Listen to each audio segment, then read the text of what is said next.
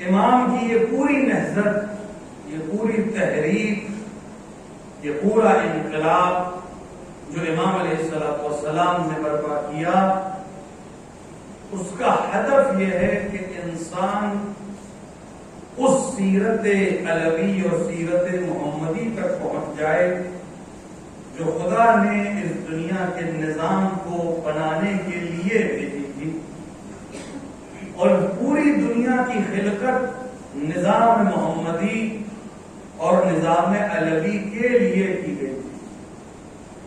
سارے انبیاء کے آنے کا ہدف یہ تھا کہ دنیا عدالت علوی تک پہنچ جائے، دنیا حکومت علوی تک پہنچ جائے، دنیا فہم محمدی تک پہنچ جائے، کیونکہ اللہ نے انسان کو اگر اشرف بنایا تھا تو اسے تمام مخلوقات میں شرف تبھی حاصل ہو سکتا ہے جب وہ اس نظام پر چلنے لگے جس کے لیے اسے خلق کیا گیا،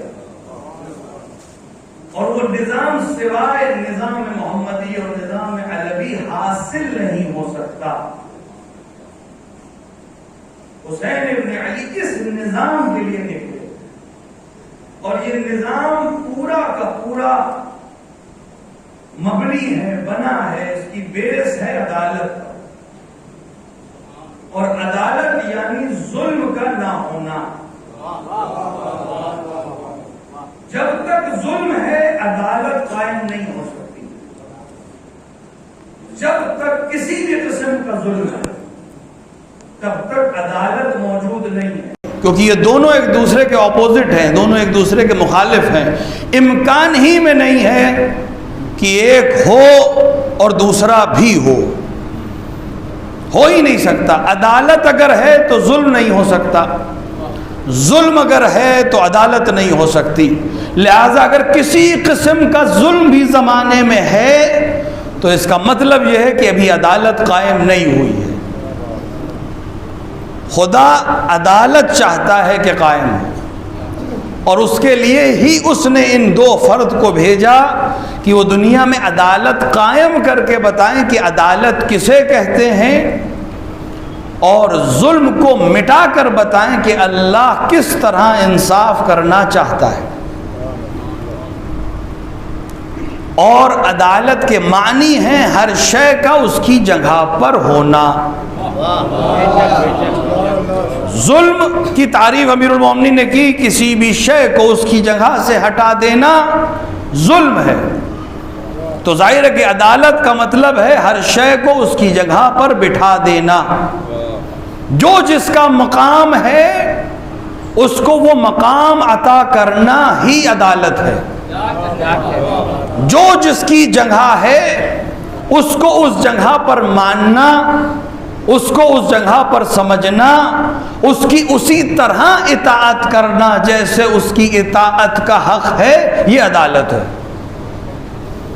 خدا کی اطاعت کیسے ہوگی؟ خدا کی معرفت کیسے ہوگی؟ جب ہم خدا کو ویسے جان لیں گے جیسا وہ ہے، ذہنوں کا خدا نہیں، بنایا ہوا خدا نہیں، ہماری سمجھ میں آنے والا خدا نہیں، وہی خدا جو ہے۔ ضروری نہیں کہ وہ ہماری ذہن میں آ جائے، کیونکہ جو ذہن میں آ جائے وہ خدا نہیں ہو سکتا۔ امام نے فرمایا کہ تمہارے ذہن میں اگر خدا کی کوئی تصویر ہے تو جان لو کہ وہ سب کچھ ہو سکتا ہے، خدا نہیں ہو سکتا، کیونکہ جو تمہارے ذہن میں سما جائے وہ تمہاری مخلوق ہے، تو تمہارا تصور ہے، اور جو تصور تمہارا ہے، تمہاری مخلوق ہے، وہ تمہارا خالق نہیں ہو سکتا۔ خدا خالق ہے، تو کون پہچنواتا خدا کو؟ کون بتاتا خدا کو؟ کون آ کر بتاتا کہ معبود کسے کہتے ہیں؟ ہماری بندگی بھی کوئی بندگی ہے، ہماری نماز بھی کوئی نماز، ہمارا روزہ بھی کوئی روزہ، ہمارا حج بھی کوئی حج، ہماری عبادتوں کی کوئی حیثیت نہیں ہے۔ ہم عبادت کر کے بھی اس معبود کو نہیں پہچانوا سکتے تھے۔ عبادت ہم کرتے ہیں لیکن اس کو واقعاً پہچان کے کرتے ہیں، واقعاً پہچان کے کرتے ہیں۔ یہ تو اس کا کرم ہے کہ اس نے یہ شرط نہیں رکھی۔ اگر وہ شرط رکھ دیتا کہ پہلے پہچانو پھر عبادت کرو تو دنیا میں 14 کے علاوہ کوئی عبادت نہ کرے۔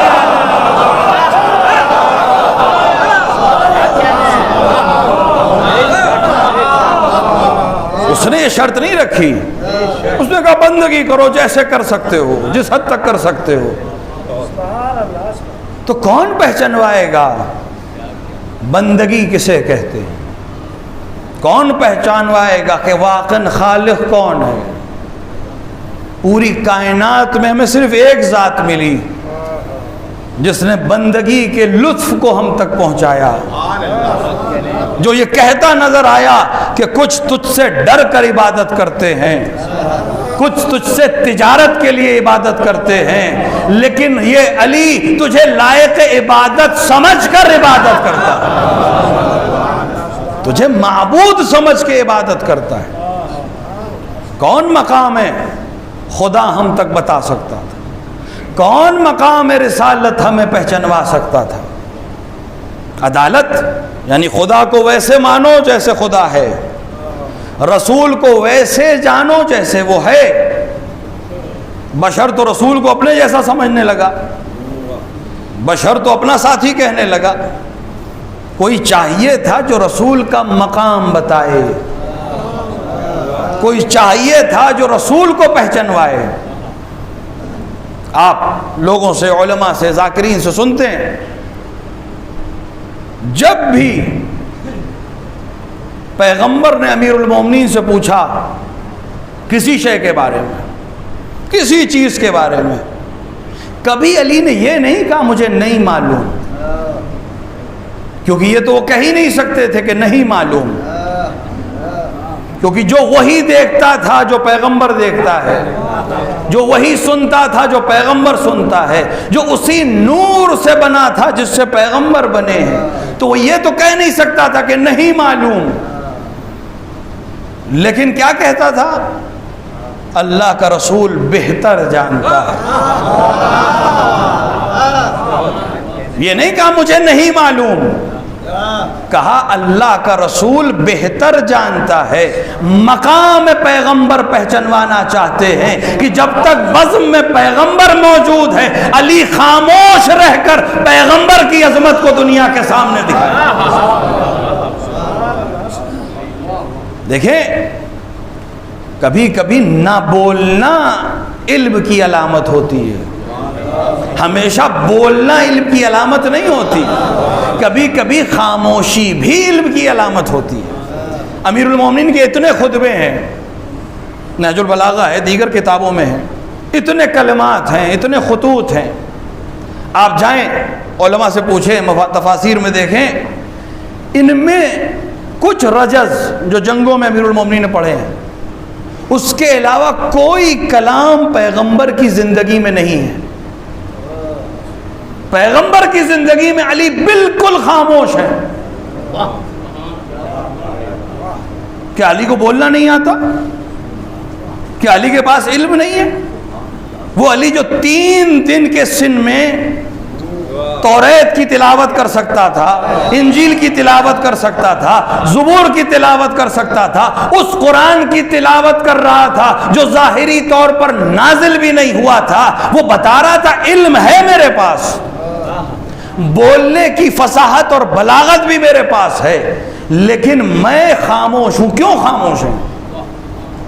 کیونکہ پیغمبر کا یہ جانشین پیغمبر کو پہچانوا رہا تھا۔ میں وصی پیغمبر ہوں، میں جانشین پیغمبر ہوں، میں خلیفہ پیغمبر ہوں۔ جب پیغمبر نہیں ہوں گے تب علی زبان کھولے گا، جب پیغمبر موجود نہیں ہوں گے علی آ کر فصاحت اور بلاغت کی نہج بنائے گا۔ لیکن جب تک پیغمبر موجود ہیں، احترام پیغمبر یہ ہے کہ میں خاموش رہوں، صرف پیغمبر کو سنوں۔ یہ علم علی ہے، یہ ادب علی ہے۔ علی نے اللہ کو پہچنوایا، علی نے پیغمبر کو پہچنوایا۔ عدالت کا تقاضا یہ ہے کہ علی امام کو بھی پہچنوائیں، کیونکہ ہمیں تینوں کی اطاعت کرنی ہے، اللہ کی اطاعت کرنی ہے، رسول کی اطاعت کرنی ہے، اولی الامر یعنی امام کی اطاعت کرنی ہے۔ علی نے اللہ کی اطاعت سمجھا دی، علی نے پیغمبر کی اطاعت بھی سمجھا دی، پیغمبر کا مقام بھی سمجھا دیا۔ لیکن امام کا مقام کیا ہے، یہ علی کیسے سمجھائیں؟ کیونکہ علی خود امام ہے، جو خود امام ہے وہ اپنی اطاعت کیسے سکھائے گا؟ جو خود وسیع ہے وہ کیسے اطاعت سمجھائے گا؟ وہ علی جو خود امام ہے وہ اپنی ہی اطاعت کیسے کرے گا؟ جیسے خدا اپنی پرستش نہیں کر سکتا، وہ کسی کو خلق کرے گا کہ وہ پرستش کر کے بتائے کہ میری پرستش کیسے ہوگی۔ رسول اپنا احترام نہیں کر سکتا، علی جیسا آ کر رسول کا احترام کر کے سکھائے گا کہ رسول کا مقام کیا ہے، احترام کیا ہے۔ تو علی تو خود امام ہے، اپنی اطاعت کوئی کیسے کرے گا؟ اپنی معرفت دوسروں کو کیسے سکھائے گا؟ اس کے لیے تو کوئی دوسرا چاہیے۔ لہذا فریضہ امامت پر ہادی ہونے کی حیثیت سے اس مسئلے کو حل کرنے کے لیے نماز شب میں علی نے ہاتھوں کو اٹھایا،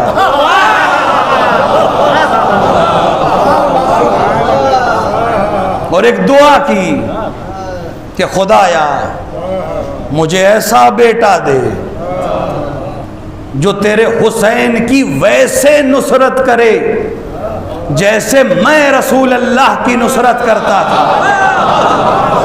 دعا بتا رہی ہے علی بیٹا نہیں مانگ رہے ہیں، علی اس معرف کو مانگ رہے ہیں جو امامت کو سمجھائے۔ ایک صلوات پڑھیں محمد وآل محمد۔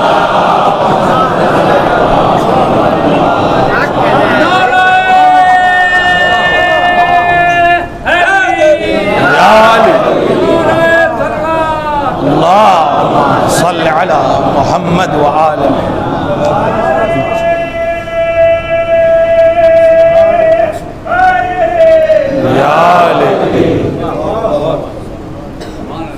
بیٹے کی تمنا کون کرتا ہے؟ جس کے پاس بیٹا نہ ہو، جس کے پاس حسن ہو، جس کے پاس حسین ہو، وہ بیٹا کیوں مانگ رہا ہے؟ بیٹا نہیں مانگ رہا ہے، معرف مانگ رہا ہے۔ کوئی ایسا چاہیے جو میرے جیسا ہو، تمام صفات میں مجھ جیسا ہو، تمام کمالات میں مجھ جیسا ہو، فقط عہدہ میرا نہ ہو تاکہ میرے عہدے کو دنیا تک پہچنوا سکے۔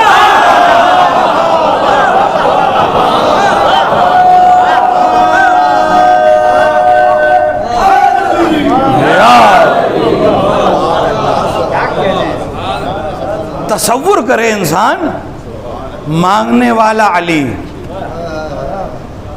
جس سے مانگ رہا ہے وہ بھی علی، جس وقت مانگ رہا ہے وہ بھی عبادت کی اعلیٰ ترین گھڑی، سب سے اعلیٰ گھڑی نماز شب، شب کو جاگنے والا علی، علی الاعلیٰ کے سامنے کچھ مانگ رہا ہے۔ جب مانگنے والا بھی علی ہو، دینے والا بھی علی ہو، گھڑی بھی علی الاعلیٰ کی بنائی ہوئی قیمتی ترین گھڑی ہو، تو عباس کے علاوہ کوئی جواب ہو بھی نہیں سکتا تھا۔ اس دعا کا جواب صرف عباس ہو سکتے تھے۔ عباس، علی کی تصویر، علی کی دعا، علی کا ہدف ایک خاص ہدف ہے کہ جس کے لیے علی نے پکارا ہے۔ کون سمجھ سکتا ہے مقام عباس کو؟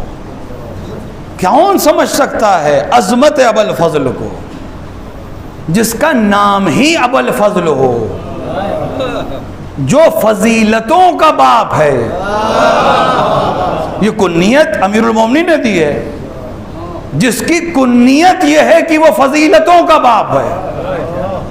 یعنی دنیا کی جتنی فضیلتیں ہیں ان کو اگر نشت دی ہے، وجود دیا ہے، تو اس وجود بابرکت نے دیا ہے.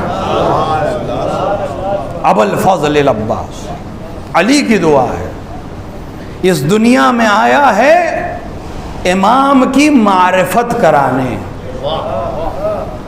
امام کی اطاعت کیسے ہوتی ہے، امام کے سامنے انسان کو کیسا ہونا چاہیے، امام کے حکم کو کیسے بجا لایا جائے گا.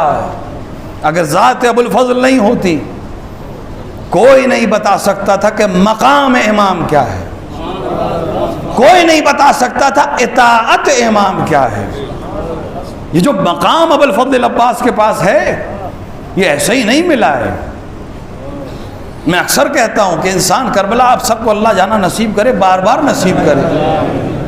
شرف ہے، آج ہمارے لیے شرف ہے کہ ہم بارگاہ حسینی میں ہیں، فرش عزائے حسینی میں ہیں، جہاں بہت سے تبرکات ہیں.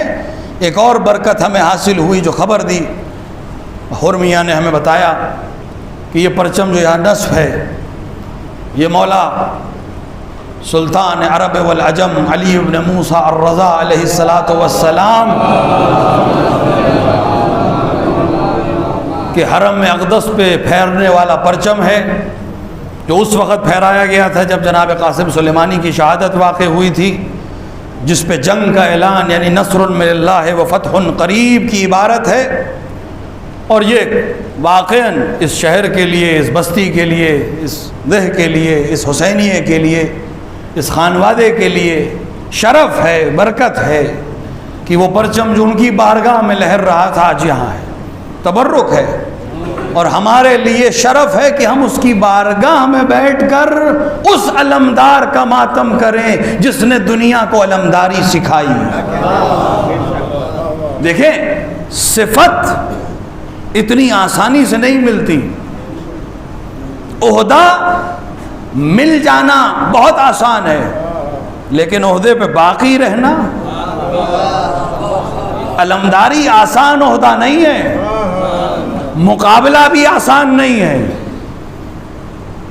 جو علمداری کبھی حمزہ نے کی تھی، جو علمداری کبھی علی نے کی تھی، جو علمداری کبھی جعفر طیار نے کی تھی، جو علمداری حسن مجتبیٰ نے کی تھی، جو علمداری محمد حنفیہ نے کی تھی، اتنے علمداروں کی صف میں آج اگر آپ سے کوئی علمدار کہے تو کوئی اور ذہن میں نہیں آتا.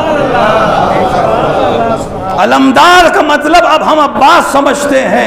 عباس اور علمداری ایسے جڑ گئے ہیں گویا ایک ہی تصویر ہے، دو نام ہیں. یہ کتنے عظمت پر لے گیا ہے کہ اس علمداری میں کوئی مقابلے میں نہیں آ سکتا. یہ حق ہے. اس علمدار کو دنیا میں بلایا ہے معرفت کے لیے، امام کی معرفت کے لیے، امام کی اطاعت کے لیے. کون ہے ابوالفضل العباس؟ علی کی تمنا.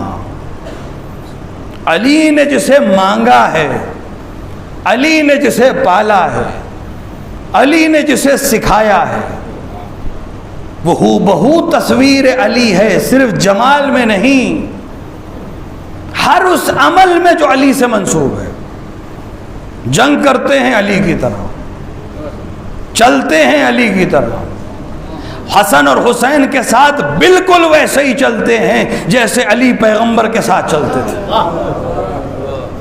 یہ مقام ہے، عظمت. کسی شخصیت کی عظمت ہم کیسے سمجھیں؟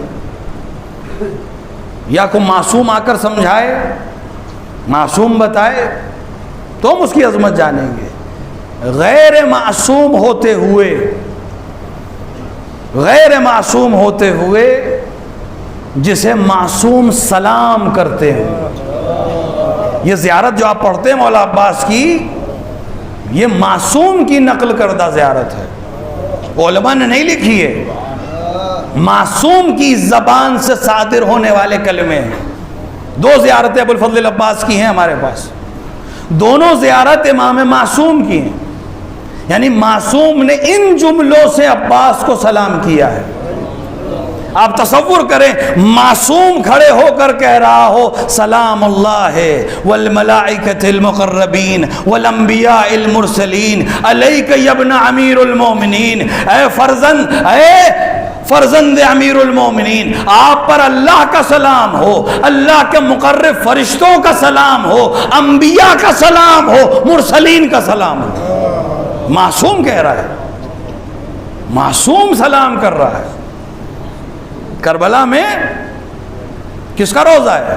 امام حسین کا روزہ ہے، معصوم امام کا روزہ ہے، پنجتن کی فرد ہیں حسین، نواسہ رسول ہیں حسین، امام اور حجت ہیں حسین، لیکن اسی سے 300 میٹر کے فاصلے پر ایک اور روزہ ہے، ایک اور ذریعہ ہے، ایک اور بارگاہ ہے، معصوم کی بارگاہ کے سامنے ایک بارگاہ ہے، اور کمال یہ ہے کہ اسے باب الحوائج کہتے ہیں، اسے باب المراد کہتے ہیں، معصوم کے ہوتے ہوئے، معصوم کی موجودگی میں کسی دوسرے کو باب المراد کہنا، کسی دوسرے کو باب الحوائج کہنا ہمیں جرأت نہیں ہوتی۔ خود معصوم نے تمہیں باب الحوائج کہا ہے، خود معصوم نے تمہیں باب المراد کہا ہے۔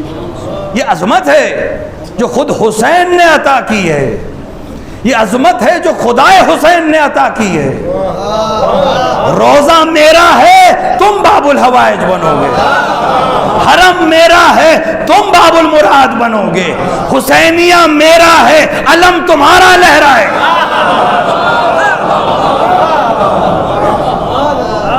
کسی بستی میں جائیں، کسی جلوس میں جائیں، تعزیہ حسین کا پیچھے چلتا ہے، عباس کا علم آگے چلتا ہے۔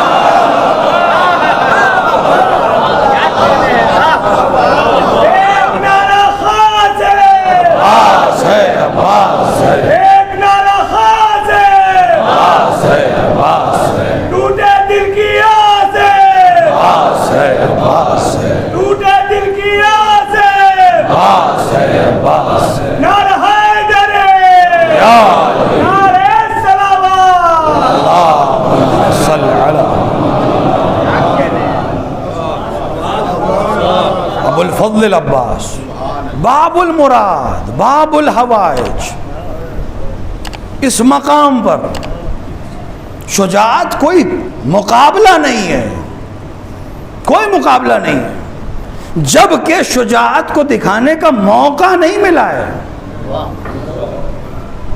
انسان تصور صرف کرے، سب نے لکھا اس چیز کو، ایک انسان نیزہ لے کر 10,000 کے لشکر کے سامنے کھڑا تھا اور ڈر 10,000 کی آنکھوں میں تھا۔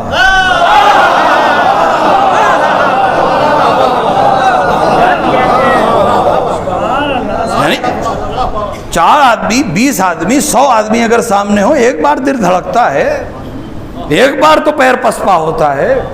کیا شان تھی! بتا رہے تھے کہ میں علی کی دعا ہوں، جس علی کو پورا عرب نہیں ڈرا سکتا میں اس کا بیٹا ہوں۔ 10,000 کا لشکر، کربلا میں سے زیادہ کا لشکر تھا، لیکن نہر کی طرف صرف کچھ دیر کے لیے گئے تھے، اس وقت جنگ بھی نہیں کی تھی، صرف کھڑے ہو کر دیکھ رہے تھے۔ وہ جانتے تھے حملہ نہیں کریں گے، تبھی تو صرف کھڑے تھے، ڈر رہے تھے۔ اگر یقین ہوتا کہ حملہ کریں گے تو کھڑے نہیں ملتے۔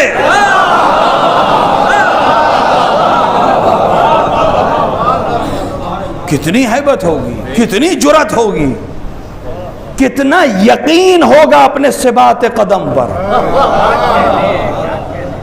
ابوالفضل العباس، ابوالفضل العباس کا ایک لقب ہے کبش الکتیبہ، شاید نہ سنا ہو۔ کبش الکتیبہ یہ ایک پوزیشن ہوتی ہے جنگ میں، عرب کی جو جنگ کی پوزیشن تھی ان میں سب سے امپورٹنٹ پوزیشن ہے، سب سے اہم ہے کبش الکتیبہ۔ کبش الکتیبہ کسے کہتے ہیں؟ فوج اگر تیر کی شکل میں بنائی جائے، ہلال ایک طریقہ تھا ہلال چاند کی طرح، ایک طریقہ تھا تیر کی طرح، نیزے کی طرح نوک، تو لیفٹ اور رائٹ پیچھے ہوں گے، قلب لشکر بیچ میں ہوگا، آگے ہوگا۔ ان میں جو سب سے آگے ہوگا یعنی نوک، تیر کی نوک، اسے کہتے ہیں کبش الکتیبہ۔ رسول کے زمانے میں حمزہ کبش الکتیبہ بنے، بعد شہادت حمزہ امیر المومنین کبش الکتیبہ تھے۔ امیر المومنین کی جنگ میں امام حسن کبش الکتیبہ تھے۔ صفین کی جنگ میں مالک اشتر اور محمد حنفیہ کبش الکتیبہ بنتے تھے۔ کربلا کی جنگ میں عباس کبش الکتیبہ تھے، سب سے آگے۔ اور وہ جرأت تھی کہ اس کو دیکھ کر لشکر سہمتا تھا۔ پسر سعد ہر دن خط بھیج رہا تھا، اور فوج بھیجو، اور فوج بھیجو، 1000 2000 3000 رسالے ہر دن آ رہے تھے۔ ابن زیاد نے ایک بار پوچھا کتنے لوگ ہیں حسین کے ساتھ، تمہیں کتنی فوج چاہیے؟ اس نے جواب لکھا کہ 100 لوگوں کا آس پاس ہے، ولیکن فیہم عباس، 100 ہیں لیکن ان میں ایک عباس بھی ہے۔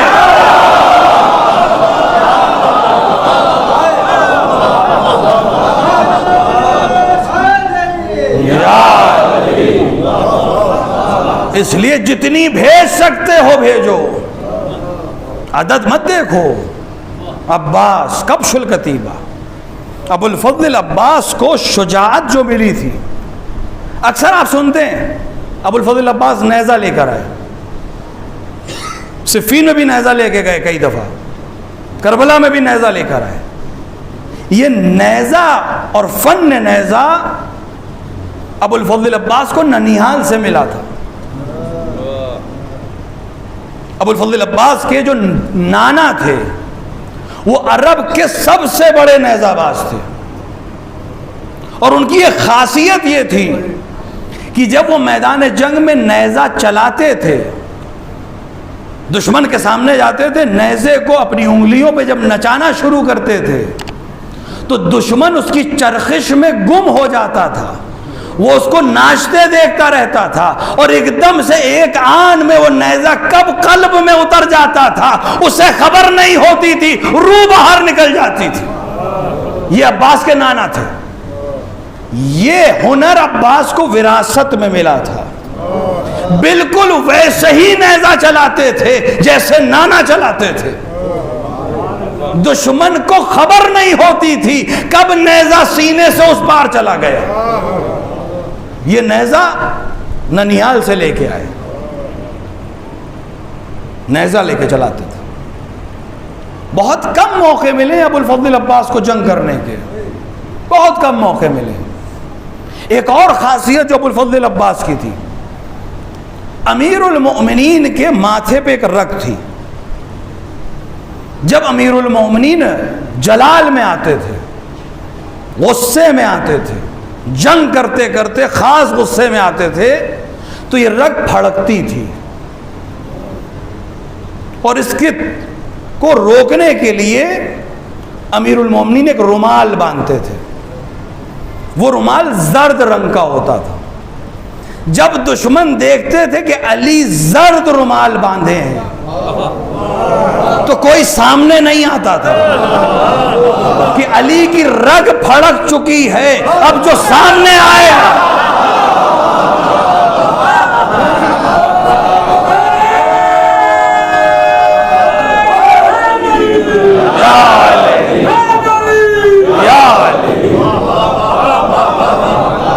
جب رومال سرخ زرد باندھ لیتے تھے کوئی سامنے نہیں آتا تھا، کیونکہ اب اگر علی کے سامنے کوئی آیا تو دو نیم ہو جائے گا، بچ نہیں سکتا۔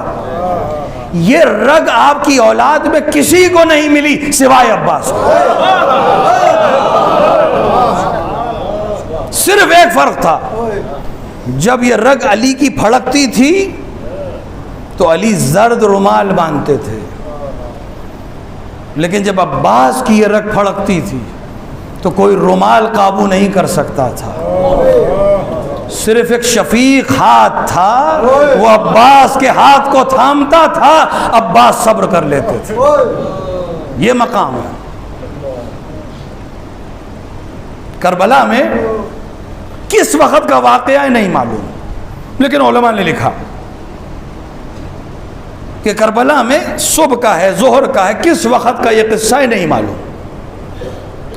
ایک پہلوان ہے شام کی فوج میں، کوفے کی فوج میں، اس کا نام ہے مارد۔ اس کو لوگوں نے مرحب اور انتر کے برابر لکھا ہے کہ جیسے عمرو بن عبدوت تھا، جیسے مرحب تھا، اس زمانے کا مرحب اگر کوئی بنتا تو مارد بنتا۔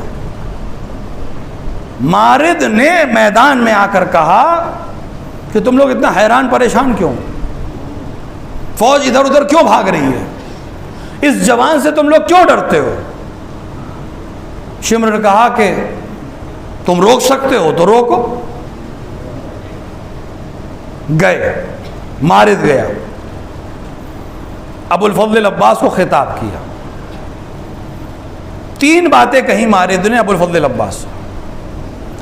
بہادر تھا، طاقتور تھا، چالاک بھی تھا، دشمن کو چاپلوسی سے بھی زیر کرتا تھا، دھوکے سے بھی زیر کرتا، اور پہلوان تو تھا ہی۔ ابو الفضل عباس کو مخاطب کیا مارد نے اور کہا کہ میں تمہیں اس چمکتی ہوئی دھاردار تلوار سے ڈراتا ہوں۔ دوسرا جملہ کیا کہا کہ میں کسی پر رحم نہیں کرتا، لیکن تمہاری جوانی کو دیکھ کر رحم آتا ہے، میری اطاعت میں آ جاؤ۔ اور تیسرا جملہ یہ کہا کہ تم جوان ہو اور میں عمر میں زیادہ ہوں، تمہیں میرا احترام کرنا چاہیے، اور میں تمہیں صحیح نصیحت کر رہا ہوں، واپس چلے جاؤ۔ یہ 3 باتیں کہیں۔ فرزند علی نے تینوں باتوں کا جواب دیا کہ میں عباس ابن علی ہوں، ہم تلواروں سے نہیں ڈرتے، تلواریں ہم سے ڈرتی ہیں۔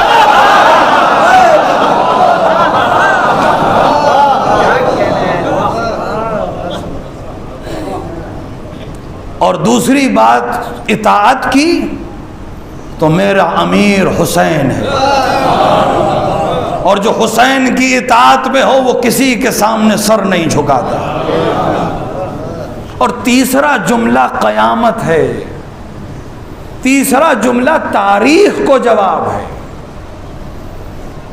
جہاں بوڑھے اور جوان کا مقابلہ اکثر تاریخ میں ملتا ہے، وہ بوڑھے تھے، وہ جوان تھا، بوڑھے کو فوقیت ہے، جوان کو کمتر ہے، اس کا حل کر دیا۔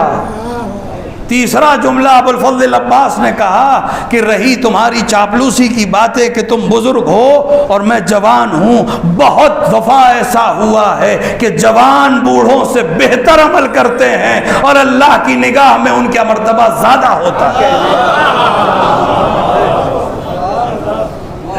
اس کے بعد ابو الفضل عباس نے کہا کہ یہ چاپلوسی کی باتیں چھوڑو، جنگ کرنا ہے تو حملہ کرو۔ مارد کے پاس نیزہ تھا، اس نے اپنا نیزہ ابو الفضل عباس کی طرف مارا۔ ظاہر ہے کہ ہم اس کو بیان نہیں کر سکتے، تصور صرف آپ کریں اپنے ذہن میں۔ نیزہ مارد جیسے پہلوان نے ابو الفضل عباس کی طرف ہاتھ سے سینے کا نشانہ لے کے حملہ کیا، ابو الفضل عباس نے اس کو ہوا میں ہی روکا، اس کے نیزے کی انی کو اپنے ہاتھ میں لے کر ایسا جھٹکا دیا کہ مارد مجبور ہوا نیزہ چھوڑ دے، کیونکہ اگر نیزہ نہیں چھوڑتا تو وہ خود گھوڑے سے نیچے گرتا۔ اور اس کے بعد ابو الفضل عباس نے وہ نیزہ ایک آن میں اس کے نیزے سے اسی کے گھوڑے کو مارا، گھوڑے کا گرنا تھا، مارد زمین پہ گرا۔ ابو الفضل عباس نے کہا تو یاد رکھے گا، تجھے تیرے ہی نیزے سے قتل کروں گا۔